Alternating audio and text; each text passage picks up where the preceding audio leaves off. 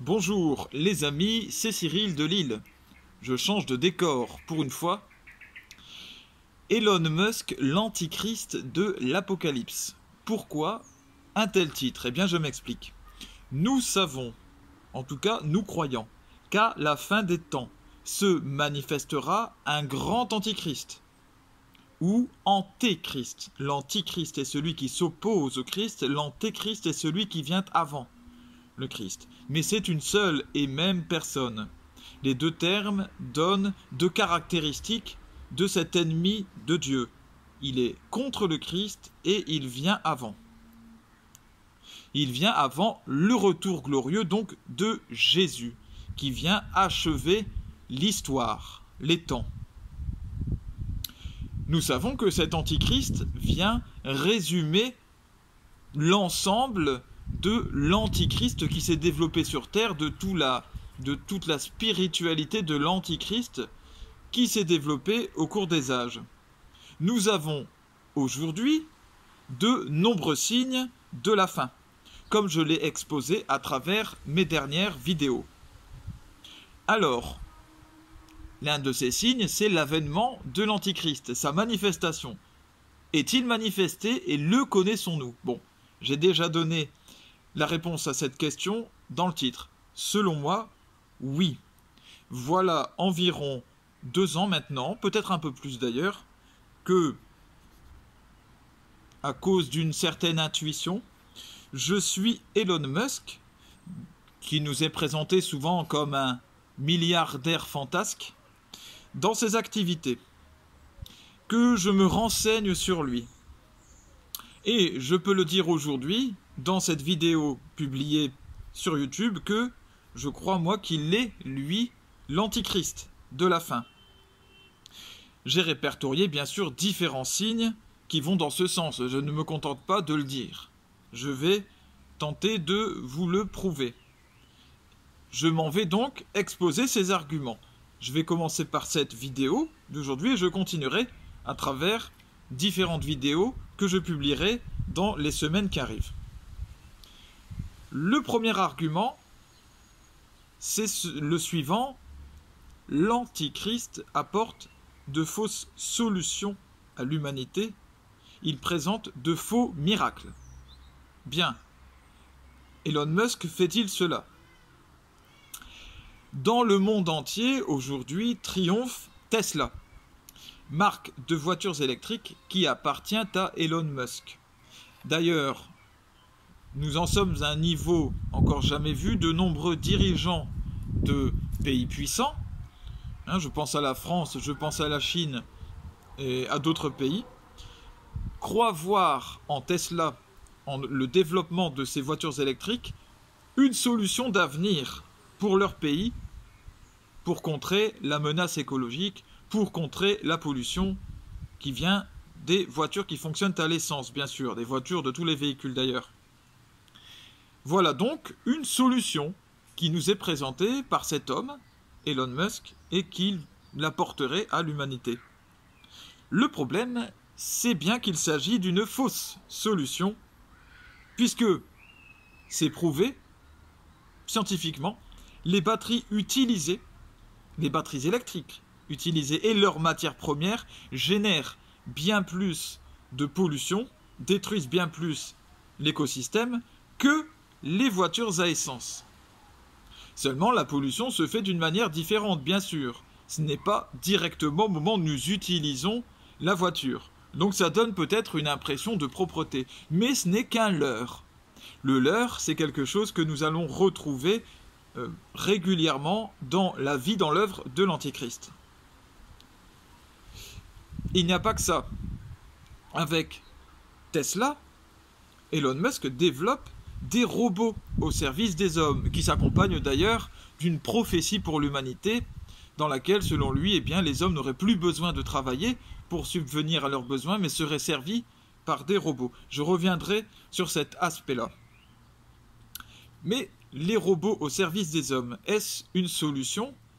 L'homme qui ne travaille pas peut-il s'épanouir? Nous, croyants, enfants de Dieu, du Saint Dieu d'Israël, disons que c'est faux. que depuis le péché originel, l'homme doit gagner son pain à la sueur de son front, c'est-à-dire qu'il doit travailler. C'est pour être rétabli dans sa dignité qu'il doit travailler. Ce n'est pas un espèce de choix qu'il aurait dû faire parce qu'à l'époque, il n'y avait pas de robots, qu'il n'y avait pas de technologies, mais qu'aujourd'hui, nous pourrions remplacer. Non, c'est pour sa dignité. C'est pour ça que dans tant de gens qui ne peuvent travailler sont malheureux. C'est pour ça que l'emploi n'est pas seulement une question économique, mais aussi et même avant tout une question humaine. Alors, la solution apportée par Elon Musk, comme celle des voitures électriques, est là aussi un leurre, une fausse solution, qui en réalité nous mènerait à plus de malheur, puisque bien plus de gens ne pourraient plus travailler. Donc c'est-à-dire développer un savoir-faire et se rendre utile à son prochain, à leur prochain. J'ai un autre exemple encore qui va dans ce sens des fausses solutions. Pour réduire les temps de trajet, Elon Musk, qui donc se présente comme un homme adepte de solutions écologiques, comme un protecteur de l'environnement, a proposé des déplacements en fusée, tout simplement, des voyages en fusée sur Terre. Voilà, par exemple, de l'Espagne à l'Australie, ce qui réduirait considérablement le temps de trajet. Seulement, je ne sais pas si tout le monde a conscience du niveau de pollution que ça engendre. Une fusée, c'est délirant, ça n'a rien à voir, même avec un avion. Nous sommes à une échelle complètement différente. Au niveau de pollution qu'il y a actuellement sur Terre, utiliser des fusées terminerait toute l'histoire humaine en quelques mois. Comment un homme qui prétend vraiment avoir les connaissances et la volonté de protéger l'environnement peut-il sérieusement proposer une telle solution? Quels sont ses desseins réels? Quelle est sa volonté? Chacun peut se questionner, pour ma part je l'ai fait, et la réponse est claire. Il ne peut pas être bienveillant, c'est un menteur. Il y a aussi l'intelligence artificielle, alors, qui est reconnue comme un danger par des instances internationales actuellement. Il y a des développeurs d'intelligence artificielle qui eux-mêmes tirent une sonnette d'alarme, comme on dit, pour dire attention, c'est dangereux, ça mène l'humanité vers un désastre, vers quelque chose de terrible. Et lui, qu'est-ce qu'il fait, Elon Musk? Il la condamne, mais il la développe. Il crée sa propre société d'intelligence artificielle, en disant oui, mais moi, ce que je ferai, ce sera bien. Là, c'est un autre aspect de la personne sur lequel je reviendrai plus tard.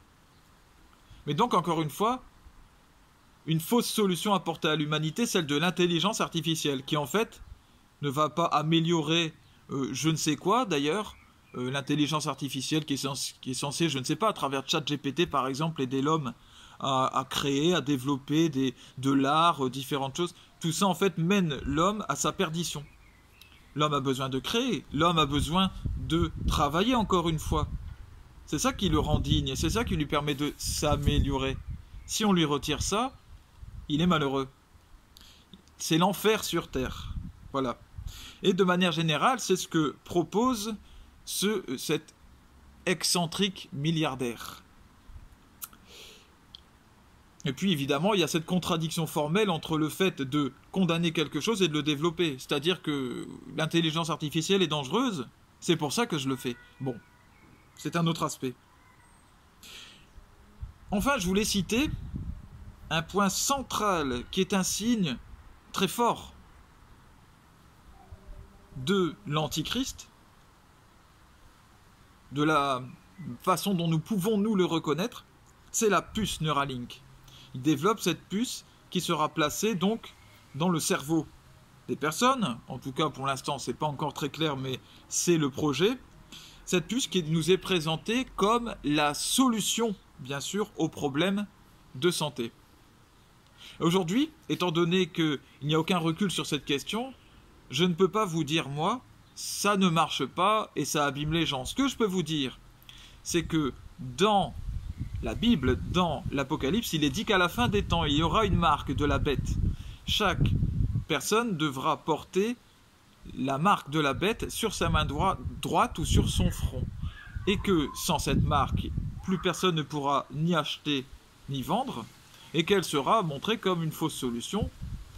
Évidemment, ceux qui l'accepteront, cette marque, vont souffrir terriblement dans d'atroces souffrances. Il faut la refuser, quitte à devenir martyr, c'est-à-dire pour cela subir la mort.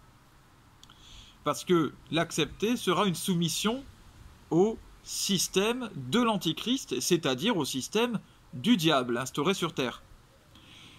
Cette histoire de Neuralink permet à Elon Musk et à sa société de dire que elle permettra, et ça a déjà commencé, de faire marcher des paralysés, de rendre la vue aux aveugles, etc. De rendre les facultés cognitives de gens qui les auraient perdues à cause de problèmes de santé, à cause d'accidents.